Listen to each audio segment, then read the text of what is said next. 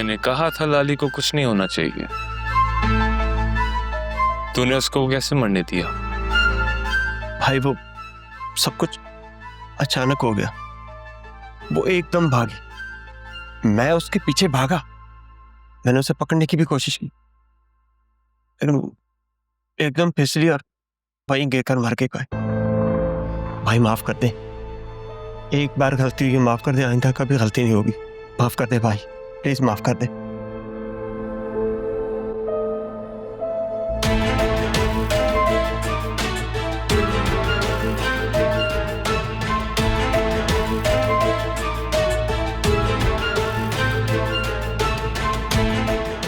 इंसान तो गलतियों का पुतला है,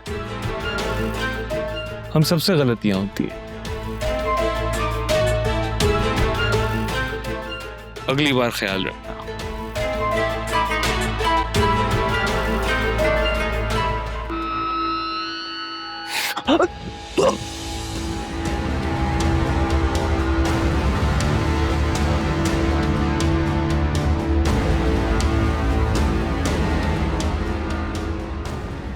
एक काम कहा था मैंने तुझे, लाली को कुछ नहीं होना चाहिए। कोर्ट में वो बयान देगी, जमानत पे रहा हूं, लेकिन तेरी वजह से वो मर गई। अब क्या होगा इश्तियाक? भाई माफ कर दे भाई, माफ कर दे भाई, माफ कर। एक काम बोला था तुम लोगों को कि उस लड़की को संभाल के रखो।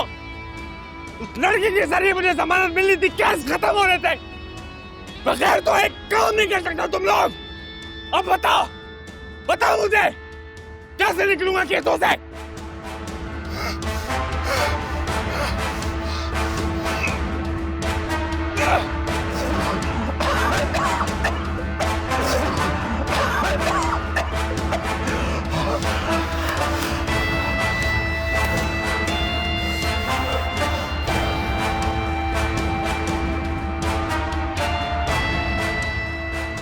शुक्र कर अभी जमानत पे रहा हूं, नहीं तो तू अभी 6 फीट नीचे कब्र के अंदर होता। माफ कर दो सर, आइंदा गलती नहीं होगी। और 2 दिन पहले तनख्वाह भी ली है तूने। लानत होगी नजरों के सामने से।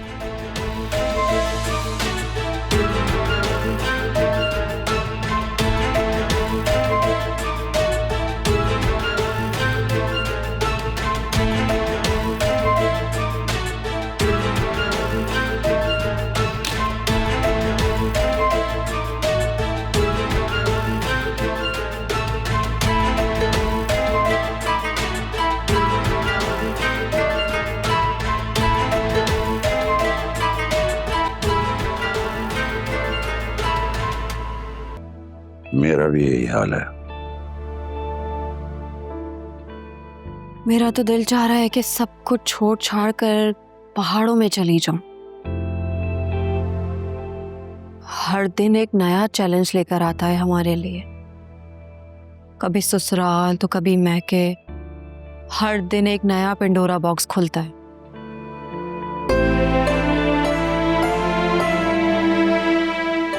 आप मेरी बातों पर हंस रहे हैं? अपने हालात पे मुस्कुरा रहा हूं। मुश्किलों ने तो जैसे हमारे घर का रास्ता देख लिया है। अब प्लीज ये मत कहिएगा कि सब कुछ ठीक हो जाएगा। तुम्हारा बाप हूं बेटा, तुम्हें हमेशा हौसला दूंगा ताकि तुम कभी मायूस ना हो। मायूस तो नहीं हूं मैं, लेकिन हाँ फ्रस्ट्रेटेड बहुत हूं। यहाँ तो तुम सब आपस में लड़ रहे हो, लेकिन मेरा तो सिर्फ एक ही बहुत बड़ा मसला है, और वो है फिजा। उसका क्या होगा? नहीं बाबा, प्लीज, मैं इस पोजीशन में नहीं हूं कि मैं आपकी कोई मदद कर सकूं। और प्लीज आप इस बारे में वासे से भी कुछ नहीं कहेंगे। बेटा, इस मुश्किल वक्त में तुम अपनी बहन का मुस्तकबिल महफूज नहीं बनाओगी तो और कौन बनाएगा? बाबा आपको नहीं मालूम, नौशीन आंटी बहुत अजीब है। तुम्हें लगता है इन हालात में फिजा के लिए कोई माकूल रिश्ता इस घर में आएगा? थोड़ा सा वक्त गुजर जाने दें, ये लोग सब कुछ भूल जाएंगे। कोई नहीं भूलता। लड़की के दामन में लगा दाग लोगों को 100 किलोमीटर दूर से नजर आ जाता है। आदमी तो दाढ़ी रखकर अपनी पारसाई का सबूत दे देता है और दुनिया उसे माफ भी कर देती है। लेकिन इन हालात में बेचारी औरत क्या करे? इसीलिए मुझे फिजा की बहुत फिक्र होती है। बाबा, जब तक जुनेरा का मसला हल नहीं हो जाता कुछ भी नहीं हो सकता। हमें इंतजार करना पड़ेगा, कुछ वक्त लगेगा। वक्त ही तो नहीं है। बाबा, आप ऐसा क्यों कह रहे हैं? सब ठीक तो है ना? आपकी तबीयत ठीक है? आप सच सच बताएं, सब ठीक तो है ना? हुआ क्या है? ये औलाद के मसाइल मुझे अंदर से खा रहे हैं। प्लीज मेरी मदद करो।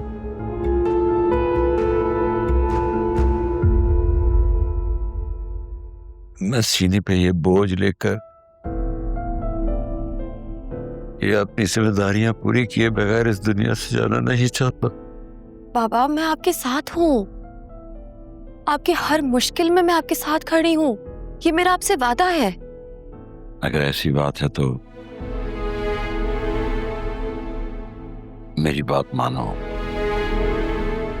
एक बार फिर कोशिश करके देख। बाबा, आप जैसा कहेंगे मैं वही करूंगी। बस आप परेशान मत हो। कभी कभी मैं सोचता हूं, अल्लाह ने अगर मुझे तुम्हारी जैसी बेटी न दी होती तो मेरा क्या होता? तुमने हर कड़े वक्त और मुश्किल में बढ़कर हमें सहारा दिया है। मेरी दुआ है अल्लाह तुम्हें बहुत खुश रखे। आमीन। आप मेरी एक बात मानेंगे? कहो बेटा। बाबा, प्लीज आप घर में किसी से नाराज मत हुआ करें, स्पेशली फिजा से तो बिल्कुल भी नहीं। वो पहले ही बहुत परेशान है। आप नाराज होते हैं तो वो मजीद परेशान हो जाती है। तुम्हें तो पता है बेटा, घर में इतनी मुश्किलें खड़ी हो गई हैं कि ना चाहते हुए मुझे गुस्सा आ जाता है, लेकिन उसके बाद मैं बहुत पछताता हूं। तुम्हें पता है, रात को सोने के लिए जब लेटता हूं तो ऐसा लगता है कि सुल्तान आ जाएगा। अब वो मेरे बच्चों को नुकसान पहुंचाएगा। बाबा, कुछ नहीं होगा। आप बस अल्लाह पर पूरा भरोसा रखें। और जहां तक अकरम और फिजा की बात है तो मैं इस हवाले से वासे से बात करूंगी, लेकिन अभी नहीं, कुछ वक्त बाद। ठीक है बेटा, जाके सो जाओ, मैं थोड़ी देर में आता हूं।